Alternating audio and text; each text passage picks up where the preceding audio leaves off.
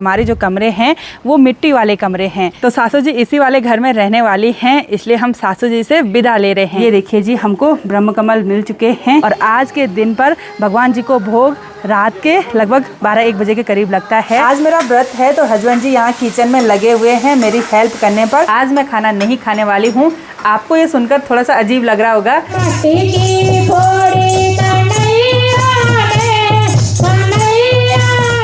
आप सभी को मेरा प्यार भरा नमस्ते। मैं प्रियंका तिवारी आप सभी का स्वागत करती हूँ देवभूमि उत्तराखंड के केदार घाटी के इन खूबसूरत पहाड़ों से। आज मैं अपने ब्लॉग की स्टार्टिंग शाम के लगभग 3:30 बजे से कर रही हूँ। सुबह से मौसम काफ़ी सुहावना सा रहा और आज श्री कृष्ण जन्माष्टमी का पावन पर्व है, तो आप सभी लोगों को बहुत बहुत बधाई एवं हार्दिक शुभकामनाएं। इसी के साथ शाम होते होते आसमान पर काले बादल छा गए हैं और चारों तरफ के हरे भरे नज़ारे बहुत ही गजब के दिखाई दे रहे हैं। सामने पर एक रेनबो भी दिखाई दे रही है, किसी टाइम ज़्यादा दिखाई दे रही है और किसी टाइम हल्की दिखाई दे रही है।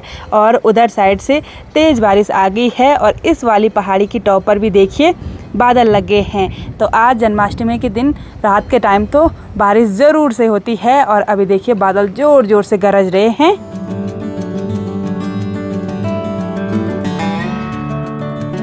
आज मेरा तो व्रत है और घर में जिन लोगों का व्रत नहीं था उन्होंने लंच वगैरह कर लिया है और अभी मैंने करनी है चूल्हे की लिपाई। और इसके साथ मैंने जहाँ पर हमारे भगवान जी रखे रहते हैं ना, वहाँ पर भी मैंने लिपाई करनी है, क्योंकि हमारे जो कमरे हैं वो मिट्टी वाले कमरे हैं। तो एक बार मैं भगवान जी के कमरे में लिपाई कर लेती हूँ, उसके बाद चूल्हे पर लिपाई करूँगी। पहाड़ों में हर किसी के घर में एक लिपाई वाला बर्तन ज़रूर होता है और मैंने सुबह के टाइम पर इसमें मिट्टी भिगोने के लिए रख दिया था। और ये देखिए, इसको घचनटू बोलते हैं हमारी गढ़वाली भाषा में, ये कपड़ा ही होता है, तो इसी से लिपाई करते हैं।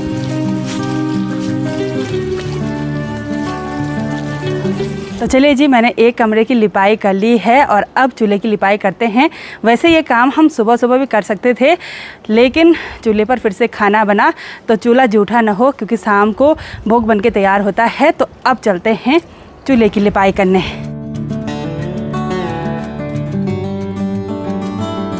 ये देखिए जी, कुछ इस तरह से मैंने चिकनी मिट्टी से चूल्हे की लिपाई भी कर ली है और मेरा काम इतना ही था, एक कमरे में लिपाई करने का और एक चूल्हा लिपाई करने का। तो अभी हल्की हल्की बारिश स्टार्ट हो गई है और इसी के साथ मेरी और हस्बैंड जी की तैयारी हो गई यहाँ किमाड़ा वाले घर से ऊपर त्रियुगीनारायण गांव जाने की। तो सासू जी इसी वाले घर में रहने वाली हैं, इसलिए हम सासू जी से विदा ले रहे हैं। चलते हैं हम, ठीक है? आप भी चलो। अब कल सासू जी ने बोला कि मैं एक दिन ऊपर जाऊंगी फिर नीचे आऊंगी, तो 2-4 दिन रहने के लिए आऊंगी बोला, तो 2-4 दिनों के बाद आऊंगी। ठीक है, चलो। ओह ठीक है, अच्छा अच्छा, बाय बाय।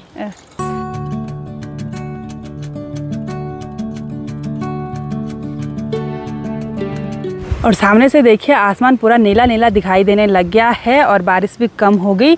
और यहाँ इस खेत में देखिए झंगोरे की जो बालियाँ हैं ना, वो पकना स्टार्ट हो गई हैं, बिल्कुल भूरे भूरे कलर की दिखाई दे रही हैं। और जो नहीं पका वो कुछ इस तरह के कलर का दिखाई दे रहा है। और इस बार खेतों में फसल ना काफ़ी अच्छी हो रखी है।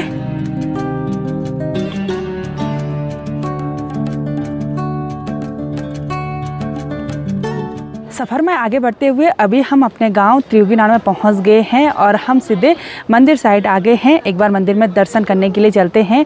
आज के दिन पर पूरे गांव वाले भगवान श्री त्रियुगीनारायण के दर्शन करते हैं। आज यहाँ मंदिर प्रांगण में देखिए खूब रौनक भरा माहौल हो रखा है। जिन भी लोगों का व्रत होगा वो अभी शाम के टाइम पर जल चढ़ाने के लिए मंदिर में आए हुए हैं। मैं और हस्बैंड जी मंदिर में दर्शन करने के लिए जाने ही वाले थे, तब तक मंदिर गेट पर हस्बैंड जी की मौसी यानी कि सासू जी मिले और उन्होंने मेरे को बोला कि बिना साड़ी पहने मंदिर में दर्शन करने के लिए मत जाना।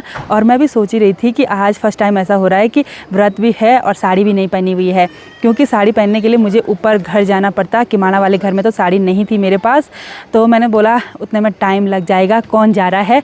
और तब तक मुझे याद आई कि गाड़ी में एक बैग है, उसमें एक साड़ी रखी हुई है, तो यहाँ पर हमारी दुकान है, तो अब मैं साड़ी पहन लेती हूँ, इसको चेंज कर लेती हूँ, उसके बाद जाऊँगी।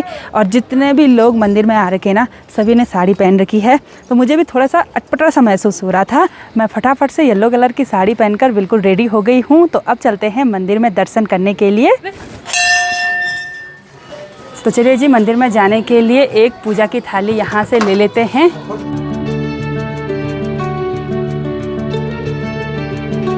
तो सबसे पहले हम आ गए हैं रुद्र कुंड में और यहाँ पर हाथ धो देंगे और साथ में ऐसे पानी छिड़क देंगे अपने ऊपर। रुद्र कुंड में हाथ धोने के बाद अभी मैं आ गई हूँ विष्णु कुंड में और इस पात्र पर यहाँ से जल भर देंगे। तो यहाँ मंदिर प्रांगण में अभी हमको आंटी जी मिली हैं जो कि महाराष्ट्र हैं और हमारे डेली व्यूवर हैं। थैंक यू सो मच, अच्छा लगा आपसे मिलके। गजाननं भूत गणाधि सेवितम कपित्त जम्बू फलचारु भक्षणम उमासुतम शोक विनाशकारकम नमामि विघ्नेश्वर पाद पंकजम। ओम गणेशाय नमो। सबसे पहले गणेश भगवान जी को जल चढ़ाने के बाद मंदिर प्रांगण में जो पंचनाम देवता हैं उनको जल चढ़ा देंगे। तो यहाँ पर है ईशानेश्वर महादेव जी। कंठे यश विराजते ही गरलम गंगा जलम मस्तके वामांगे गिरिराज राज तनया जाया भवानी स्थिता।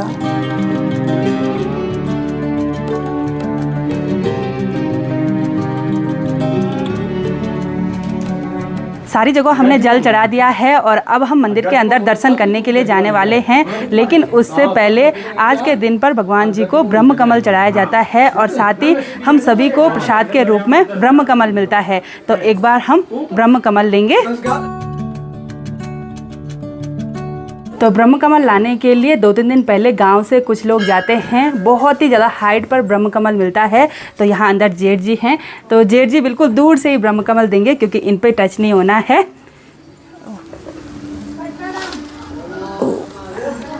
तो ये देखिए जी, हमको ब्रह्म कमल मिल चुके हैं। जय हो भगवान जी की।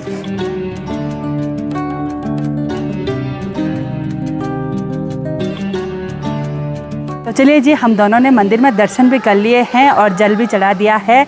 भगवान नारायण की कृपा आप सभी लोगों पर भी बनी रहे। और आज के दिन पर भगवान जी को भोग रात के लगभग 12-1 बजे के करीब लगता है। तो तब तक हम यहाँ मंदिर में ही रहेंगे। एक बार घर जाएंगे और उसके बाद आएंगे। आज रात भर कीर्तन जागरण होते हैं, यानी कि काफ़ी ज़्यादा खुशनुमा माहौल होता है।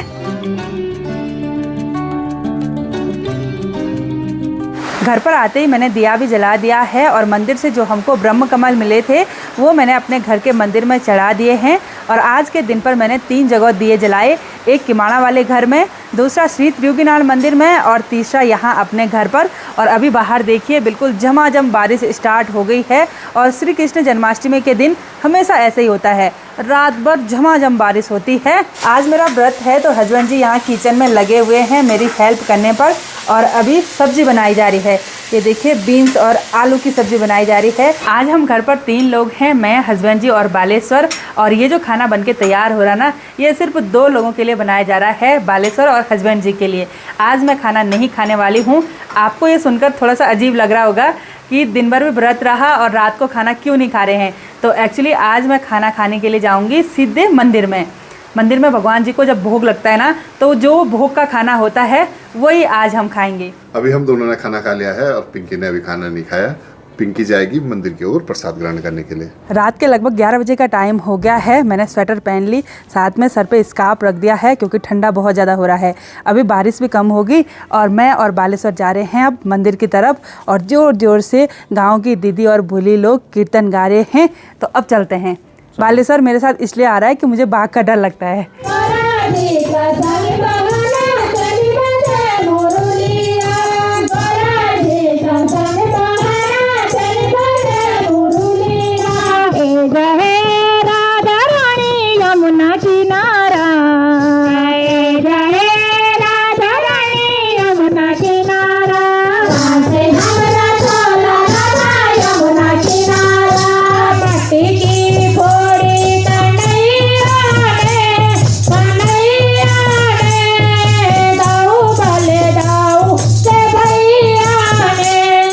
सभी दीदी लोग पंचायती आंगन पर कान्हा जी के भजन गा रही हैं और मेरी तैयारी हो गई है मंदिर में जाने की, क्योंकि वहाँ पर आरती स्टार्ट हो गई है। तो आरती में शामिल होने के लिए मैं मंदिर में जा रही हूँ। रात के लगभग 12:15 बजे का टाइम हो गया है। आरती का समापन भी हो गया और भगवान जी को भोग भी लग चुका है। हमने चरणामृत भी ग्रहण कर लिया। इसके बाद अब हम प्रसाद ग्रहण करेंगे। पंडित जी लोग बैठे हुए हैं प्रसाद ग्रहण करने के लिए, उसके बाद हम बैठेंगे। तो प्यार से बोलिए हाथी घोड़ा पाल की जय कन्हैया लाल की। भगवान श्री त्रियोगीनाथ की कृपा और राधा कृष्ण जी की कृपा आप सभी लोगों पर भी बनी रहे। सुनील बेटे की पाली की बारी है तो कुछ इस तरह की ड्यूटी होती है, धुनी की लिपाई घिसाई करने की।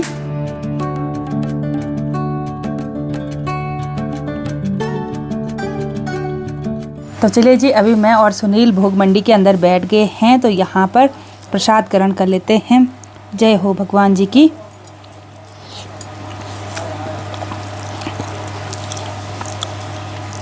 चलिए जी, मैं मंदिर से वापस अपने घर पे पहुंच गई हूं और आज का दिन बहुत ही बढ़िया रहा। हमने श्री कृष्ण जन्माष्टमी कुछ इस तरह से मनाया। आप लोगों ने किस तरीके से मनाया आप कमेंट करके ज़रूर बताना। तो आज की इस वीडियो को यहीं पर एंड करते हैं। आई होप आपको वीडियो पसंद आई होगी।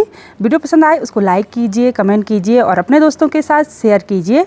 मैं प्रियंका योगी तिवारी मिलती हूँ आपको अपनी अगली नई वीडियो में। तब तक के लिए जय देव भूमि उत्तराखंड।